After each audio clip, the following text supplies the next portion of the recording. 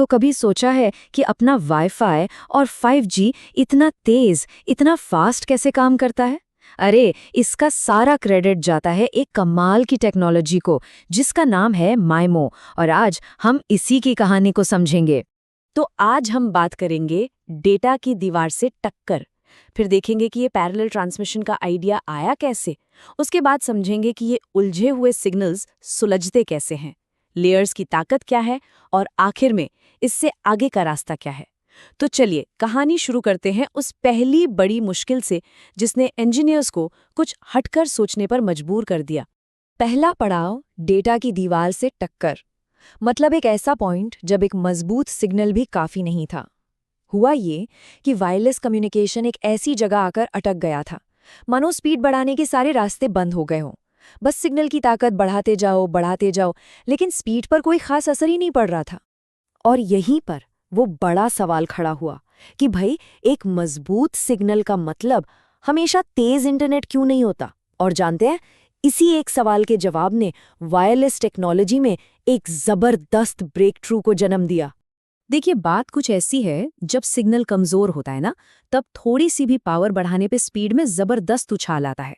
लेकिन जब सिग्नल पहले से ही काफी मजबूत हो, तब आप चाहे जितनी भी पावर बढ़ा लें, स्पीड में बस मामूली सा चींटी की चाल जैसा फर्क पड़ता है। इसी को कहते हैं लॉगरिथमिक ग्रोथ। मतलब एक पॉइंट के बाद मेहनत ज्यादा और नतीजा बहुत कम। तो अब आता है दूसरा हिस्सा, एक पैरेलल ट्रांसमिशन का आइडिया, एक बिल्कुल ही नया नजरिया। अब जब पुराना तरीका काम नहीं कर रहा था, तो जाहिर है इंजीनियर्स को कुछ अलग सोचना ही था। और यहीं से जन्म हुआ जानकारी भेजने के एक एकदम नए, एक क्रांतिकारी तरीके का। तो आइडिया ये था, क्या हो अगर एक ही सिग्नल पर चिल्लाने के बजाय, मतलब उसे और लाउड करने के बजाय, हम एक ही टाइम पर, एक ही फ्रीक्वेंसी पर एक साथ कई अलग अलग सिग्नल भेज दें। सोचिए, एक नहीं बल्कि 2 अलग अलग डेटा स्ट्रीम्स एक ही रिसोर्स पर। और इसी सेटअप को कहते हैं 2x2 माइमो सिस्टम। मेमो मतलब मल्टीपल इनपुट मल्टीपल आउटपुट। यहाँ 2 एंटेना सिग्नल भेज रहे हैं और 2 एंटेना सिग्नल रिसीव कर रहे हैं। मतलब x1 और x2 डेटा एक साथ पैरेलल में जा रहे हैं। और सबसे मजेदार बात, यहाँ जानबूझकर इंटरफेरेंस, मतलब एक तरह की गड़बड़ी पैदा की जा रही है। तीसरा हिस्सा, सिग्नलों को सुलझाना। कैसे उस इंटरफेरेंस को ही एक फायदे में बदला गया। अच्छा, पर एक मिनट रुकिए, अगर 2 सिग्नल एक साथ एक ही टाइम पर भेजे जा रहे हैं, तो रिसीवर को कैसे पता चलेगा कि कौन सा सिग्नल क्या है? वो तो खिचड़ी बन जाएंगे ना। हाँ, बिल्कुल सही। रिसीविंग एंटेना Y1 को X1 और X2 दोनों का मिक्सचर मिलता है। यही है वो खिचड़ी जिसकी हम बात कर रहे थे। टेक्निकली इसे कहते हैं इंटर स्ट्रीम इंटरफेरेंस। मतलब एक स्ट्रीम दूसरी स्ट्रीम के काम में दखल दे रही है। और यहीं पर असली जादू शुरू होता है।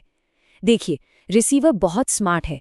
वो हर भेजने वाले एंटेना से खुद तक पहुंचने वाले सिग्नल के अनोखे रास्ते को, उसके पाथ को माप सकता है। इसे क्रॉसटॉक मैप की तरह समझिए, एक ऐसा नक्शा जो रिसीवर को बताता है कि ट्रांसमीटर 1 से आया सिग्नल कितना बदला और ट्रांसमीटर 2 से आया सिग्नल कितना बदला, और दोनों आपस में कैसे मिक्स हुए। तो डिकोडिंग होती कैसे है? पहला स्टेप, रिसीवर को मिले जुले सिग्नल मिले। दूसरा, उसने उस क्रॉसटॉक मैप को उल्टा कर दिया, मतलब उसका इन्वर्स निकाल लिया। और बस तीसरा स्टेप, उसे ओरिजिनल एकदम साफ सुथरे सिग्नल X1 और X2 वापस मिल गए। मतलब उस मैप की मदद से रिसीवर थोड़ी सी मैथ्स लगाकर उस पूरी खिचड़ी को सुलझा देता है और दोनों सिग्नलों को एकदम परफेक्टली अलग अलग कर लेता है। चौथा पॉइंट, लेयर्स की शक्ति। कैसे डेटा रेट को कई गुना बढ़ाया जाता है। तो अब बात करते हैं इसके सबसे बड़े फायदे की। देखते हैं कि ये जो इतना तामझाम किया, इसका आखिर नतीजा क्या निकला। ये आइडिया स्पीच को कितनी जबरदस्त छलांग देता है। नतीजा सीधा सीधा डबल, डेटा रेट में 2x की बढ़ोतरी। और कमाल की बात यह है कि इसके लिए न तो ज्यादा पावर लगी, न ही कोई एक्स्ट्रा स्पेक्ट्रम या फ्रीक्वेंसी। ये तो समझिए वायरलेस स्पीड में एक तरह का मुफ्त का अपग्रेड मिल गया। तो ये जो पैरेलल डेटा स्ट्रीम्स हम भेज रहे हैं ना, इसी कॉन्सेप्ट को वायरलेस स्टैंडर्ड्स की भाषा में लेयर्स कहते हैं। सिंपल, जितनी स्ट्रीम्स उतनी लेयर्स। तो फिर कितनी लेयर्स हो सकती हैं? इसका एक सीधा सा नियम है, आपके भेजने वाले और पाने वाले एंटेना में से जिसकी भी संख्या कम होगी, उतनी ही लेयर्स बन पाएंगी। जैसे 2 भेजने वाले और 2 पाने वाले एंटेना है तो 2 लेयर्स, 4-4 हैं तो 4 लेयर्स। लेकिन अगर 4 भेजने वाले एंटेना है और सिर्फ 2 पाने वाले, तो भी सिर्फ 2 ही लेयर्स बनेंगी। मतलब जो भी कम है वही सिस्टम का बॉटलनेक बन जाता है।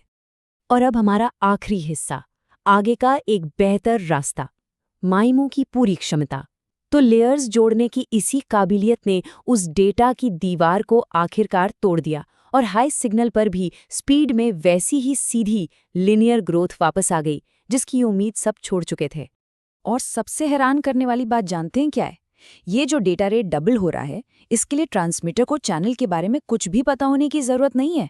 सारा भारी भरकम काम, वो सारी मुश्किल मैथ्स मतलब डिकोडिंग, वो सब हमारा रिसीवर करता है, यानी कि हमारा फोन या हमारा लैपटॉप।